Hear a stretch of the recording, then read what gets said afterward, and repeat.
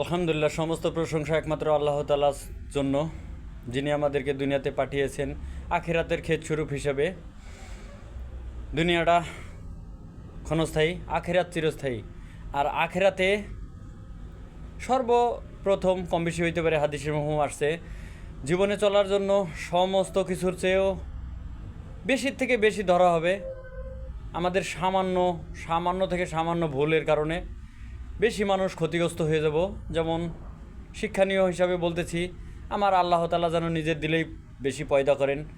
আর যদি ভিডিওটা ভালো লাগে, সামনে যেয়ে থাকে, তাহলে অবশ্যই কথাগুলো শুনে যাবেন।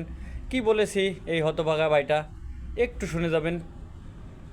বেশির থেকে বেশি ওয়াজ মাহফিলে আলেম ওলামাদের কাছেও অনেকবার শুনেছি, সবচাইতে বেশি গুরুত্বপূর্ণ শাস্তি ভোগ করতে হবে, সেটা হলো প্রস্রাবকে হেফাজত না করা।